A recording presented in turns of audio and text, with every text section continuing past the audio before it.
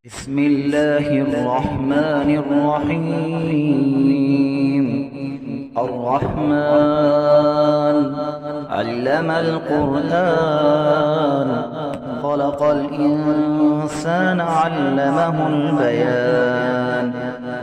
الشمس والقمر بحسبان، والنجم والشجر يسجدان. والسماء رفعها ووضع الميزان، ألا تطغوا في الميزان، وأقيموا الوزن بالقسط ولا تخسروا الميزان. والأرض وضعها للأنام، فيها فاكهة والنخل ذات الأكمام، والحب ذو العصف والريحان. فبأي آلاء ربكما تكذبان؟ خلق الإنسان من صلصال كالفخار، وخلق الجان من مارج من نار. فبأي آلاء ربكما تكذبان؟ رب المشرقين ورب المغربين، فبأي آلاء ربكما تكذبان؟ مرج البحرين يلتقيان، بينهما برزخ لا يبغيان. فبأي آلاء ربكما تكذبان؟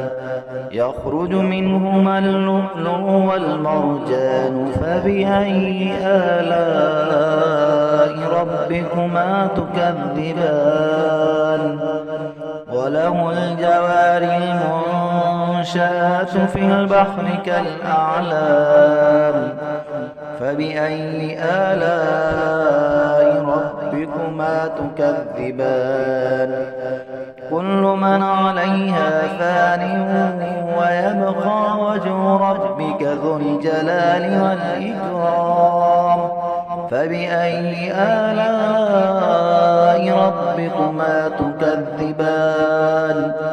يسأله من في السماوات والأرض كل يوم هو في شأن.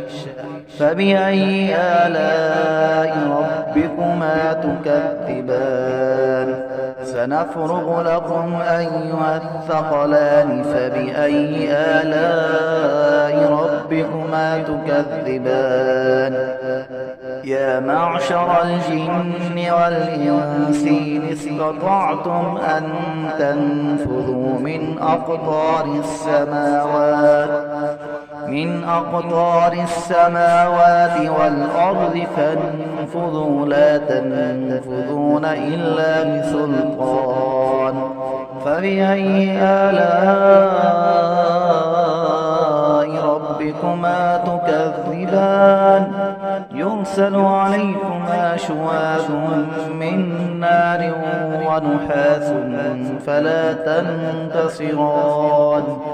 فبأي آلاء ربكما تكذبان؟ فإذا انشقت السماء فكانت وردة كالدهان. فبأي آلاء ربكما تكذبان؟ فيومئذ لا يسأل عن ذنبه إنس ولا جان. فبأي آلاء ربكما تكذبان؟ يعرف المجرمون بسيماهم، فيؤخذ بالنواصي والأقدام. فبأي آلاء ربكما تكذبان؟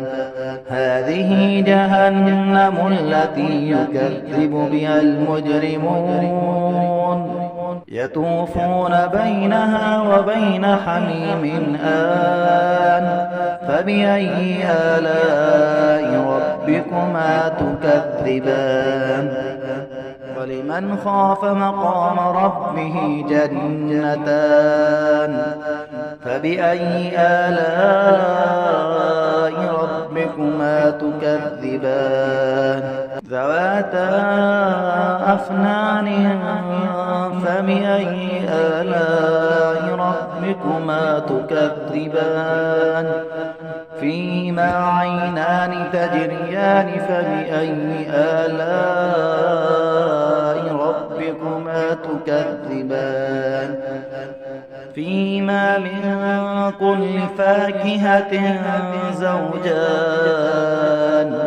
فبأي آلاء ربكما تكذبان متكئين على فرش بطائنها من استبرق وجنى الجنتين دان فبأي آلاء ربكما تكذبان فيهن قاصرات الطرف لم يطمثهن إنس قبلهم ولا جان فبأي آلاء ربكما تكذبان كأنهن الياقوت والمرجان فبأي آلاء ربكما تكذبان هل جزاء الإحسان إلا الإحسان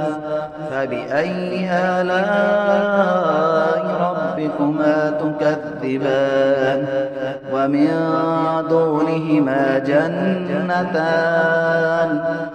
فبأي آلاء ربكما تكذبان مدهامتان فبأي آلاء ربكما تكذبان فيهما عينان نضاختان فبأي آلاء ربكما تكذبان فيهما فاكهة ونخل ورمان فبأي آلاء ربكما تكذبان فيهن خيرات حسان فبأي آلاء ربكما تكذبان حور مقصورات في الخيام